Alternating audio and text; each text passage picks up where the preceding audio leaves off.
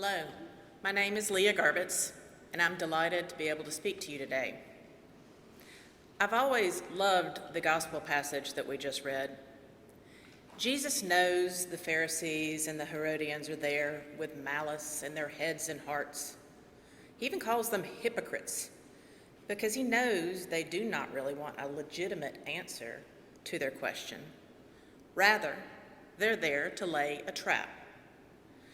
Jesus knows that if he tells people to pay their taxes, he's going to be perceived as colluding with Rome and justifying the occupation and oppression of the Jews.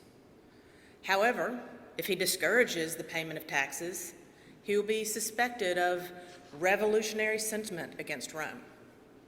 It's a lose-lose situation, and the Pharisees and the Herodians love it.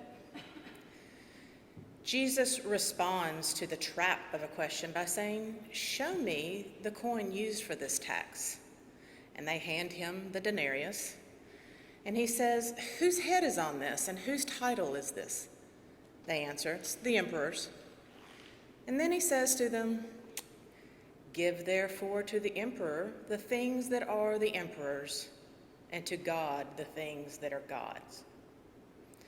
I like to imagine that if there were microphones back in the day, Jesus would have done a mic drop at that point. Boom. One of the things I appreciate about this passage is how Jesus just sees through all the silly games that humans play. He knows the Pharisees and the Herodians are blowing smoke when they praise him for his sincerity and impartiality and deference to no one. You know, when we think about Jesus' personality, some of the first things that come to mind are his righteousness or his compassion. But what I like about this passage is that we can see really Jesus is quite smart as well. Jesus used the intellect God gave him to shine a light on the hypocrisy and evil motives of his interrogators. And more importantly, he teaches his followers about where their heads and their hearts should be focused. So, what does this passage tell us about stewardship? With this response, Jesus differentiates the values and interests of the secular world and the spiritual world.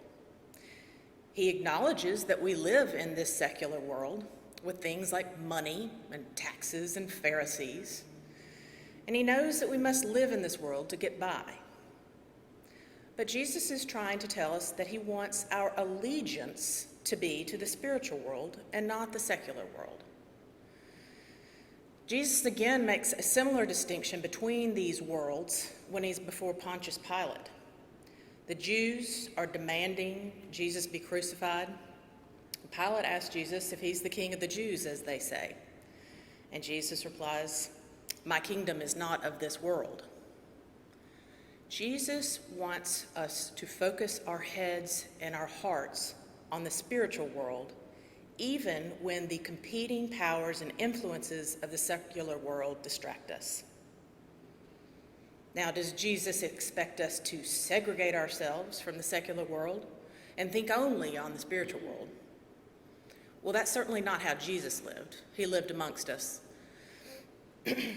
And while he lived as part of the secular world, he also lived in this world with a wholehearted allegiance to God. Now, we too live in this world that God has created for us, and we're blessed with gifts and talents and funds in this world, and we're instructed by God to love everyone and everything that he has created. There are many ways we can demonstrate our love of this world. We can take care of the environment through conservation efforts. We can take care of our fellow man through volunteerism, mentorship, charity, and random acts of kindness. But also, supporting the mission of St. Paul's through stewardship is another way to honor God while we are living on this earth. I suggest to you that stewardship is one way we can live in this secular world but demonstrate our love and allegiance to God. When I was asked to give one of these stewardship sermons, I have to say I felt a little guilty. Honestly, these are the services in the fall that focus on stewardship that I tend to skip. I mean, I know what I plan to give. I'm going to do it again next year, so I don't need to hear somebody preach to the choir. But as I pondered this subject further, given that I'd agreed to give a sermon, I came to appreciate the value of annually contemplating stewardship. And it's not because of the budgetary necessity that I say this, but this is a time when we can really reflect on what we appreciate and value in our church. I brought 3 little notebooks for my daughters, Kate, Jane, and myself, to use as daily gratitude journals. Many of you may be familiar with gratitude journals. Basically, every day you write down a couple things you appreciate. They don't have to be significant things like your family or your home. They can be just simple, everyday things. The process is designed so that you can begin to appreciate all of the different parts of your life.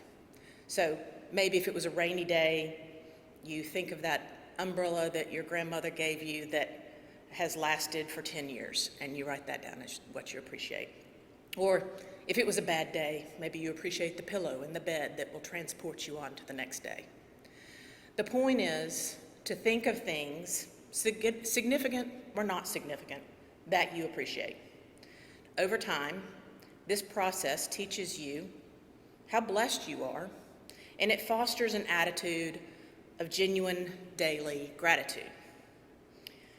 And similarly, we can do this with St. Paul's.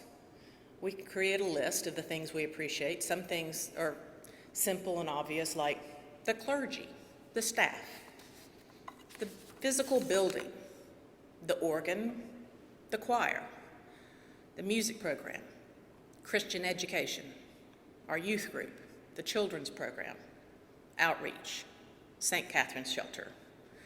I'm sure I could keep going on and on, but there's also some less obvious things to appreciate about St. Paul's. For me, I simply love the physical structure of St. Paul's, and especially the sanctuary. The first time I stepped foot in St. Paul's, when I was searching for a church after I had returned home from law school, I was simply blown away.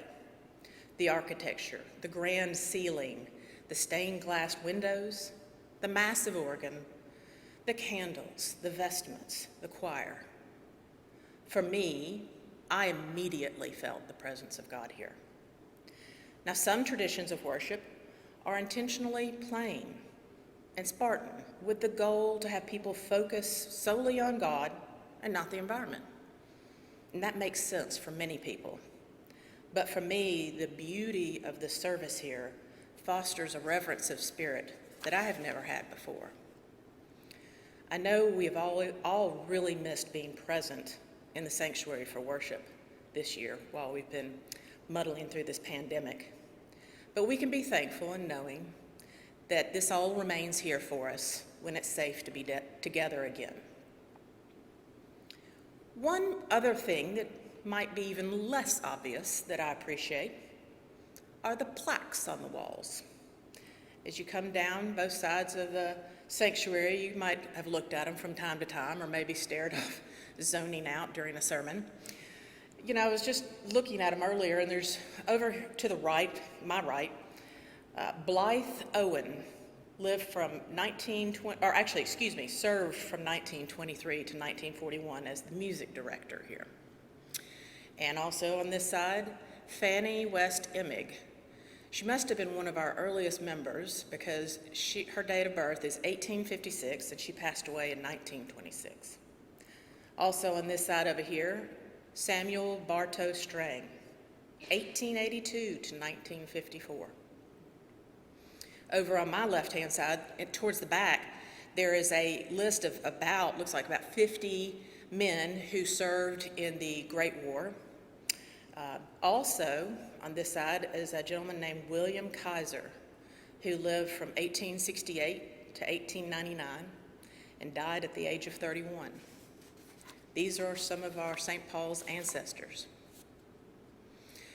I think most of you would agree that 2020 has been kind of a dumpster fire of a year for most of us. Sometimes the pandemic and all the negative news can just wear you down. It feels at times like this is never going to end, that things will never go back to normal. But think on this. St. Paul's has been around since 1853, and the structure here since the 1880s. The church has survived the Civil War. Miss Emig might be able to tell us some about that. In 1919, this church lived through the last pandemic. Mr. Owen might be able to speak to us about that. This church survived the Great Depression. Mr. Strang could tell us about that. And survived World War II, and all the gentlemen listed on the plaque in the back could tell us as well about that. The ancestors of our parish have seen their fair share of dumpster fire years. They weathered those times, and our St. Paul's remains. These ancestors can remind us that they are with us in spirit, and that with God's grace, we will get through our own challenge. We are so fortunate to have a church that can fill our spirits in so many ways. Ultimately, each of us has to make our own determination about our annual pledge to St. Paul's.